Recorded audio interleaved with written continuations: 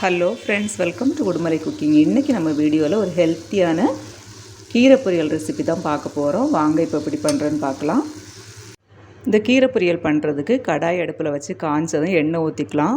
எண்ணெய் 2 டீஸ்பூன் அளவுக்கு நான் ஊற்றிருக்கிறேன். எண்ணெய் காய்ச்சதும் கடுகு வெடித்ததும் 1/2 டீஸ்பூன் உளுந்தம்பருப்பு செவத்ததும் 1 வரமிளகாய், கட் பண்ணி வச்சுருக்கிற ஒரு பெரிய வெங்காயம். இப்போது நம்ம 1 நிமிஷம் வெங்காயத்தை வதக்கிக்கலாம். வெங்காயம் 1 நிமிஷம் வதங்கட்டும். அதுக்கப்புறம் நம்ம கீரையை சேர்த்துக்கலாம். இப்போது 1 நிமிஷம் ஆயிடுச்சு. இப்போ பாருங்கள், நான் கீரை கட் பண்ணி தண்ணியில் மஞ்சத்தூளும் உப்பும் போட்டு கழுவி எடுத்து வச்சுருக்கிறேன். கழுவும் போது ஒரு 2-3 தடவை கழுவிக்கணும். ஏன்னா அதில் மண்ணெல்லாம் இருக்கும். அது மட்டும் இல்லாமல் மருந்து ஏதாவது அடிச்சிருக்காங்களான்னு நமக்கு தெரியாது. அதனால் மஞ்சத்தூளும் உப்பும் போட்டு கழுவி தான் நீங்கள் கீரையை யூஸ் பண்ணணும். இப்போ இதை வதங்கின வெங்காயத்து கூட ஆட் பண்ணிக்கலாம்.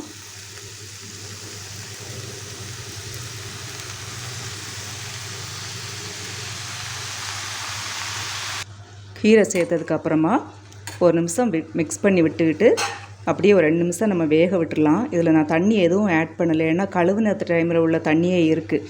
அதனால் கீரை வேகிறதுக்கு அது போதும். நீங்கள் தண்ணி இல்லாமல் நீங்கள் வச்சுருக்கீங்க அப்படின்னா கொஞ்சம் ஒரு 1/4 டம்ளர் தண்ணி சேர்த்துக்கோங்க. இதிலே கீரை வெந்துடும். கீரை வேகிற அதே டைமில் கீரைக்கு தேவையான மசாலா அரைச்சி எடுத்துக்கலாம். நான் அதில் 4 பல் பூண்டு போட்டிருக்கேன். இதை ஒரு சுற்றி எடுத்துக்கலாம் முதல்ல. இப்போ இது கூடவே மிளகாய்த்தூள் 1/2 டீஸ்பூன்,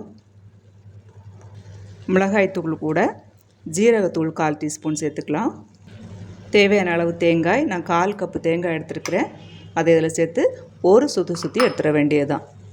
பாருங்கள், இந்த மாதிரி தண்ணி ஊற்றாமல் சுற்றி எடுத்துக்கோங்க. இப்போ பாருங்கள், கீரை வெந்துருச்சு. இப்போ நம்ம தேவையான அளவு உப்பு சேர்த்துக்கலாம். நான் 1/2 டீஸ்பூன் அளவுக்கு உப்பு சேர்த்துருக்குறேன். அது கூடவே அரைச்சி வச்சுருக்கிற மசாலாவையும் நம்ம சேர்த்துக்கலாம். சேர்த்து மிக்ஸ் பண்ணி விட்டுக்கலாங்க. மசாலா சேர்த்து ஒரு நிமிஷம் அப்படியே மிக்ஸ் பண்ணி விட்டுக்கிட்டு ஸ்டவ்வை ஆஃப் பண்ணிட வேண்டியதாங்க. நமக்கு இப்போ கீரை பொரியல் ரெடி ஆயிடுச்சு. செம்மையான டேஸ்ட்டில் இருக்கும். ரொம்ப ஹெல்த்தியானது. இது வீட்டில் சின்னவங்க முதற்கொண்டு பெரியவங்க வரைக்கும் எல்லாருமே வாரத்தில் 2 நாளைக்காவது கீரை பொரியல் சாப்பிட்ணுங்க. கண்டிப்பாக சாப்பிட்ணும். இதே மாதிரி நீங்கள் ட்ரை பண்ணி பாருங்கள். ரொம்ப டேஸ்ட்டாக இருக்கும். குழந்தைகள்லாம் விரும்பி சாப்பிடுவாங்க. நம்ம வீடியோ உங்களுக்கு பிடிச்சிருந்துச்சு அப்படின்னா உடுமலை குக்கிங்க்கு நீங்கள் சப்ஸ்கிரைப் பண்ணுங்கள். தேங்க்யூ ஃபார் வாட்சிங். நெக்ஸ்ட் வீடியோவில் சந்திக்கலாம்.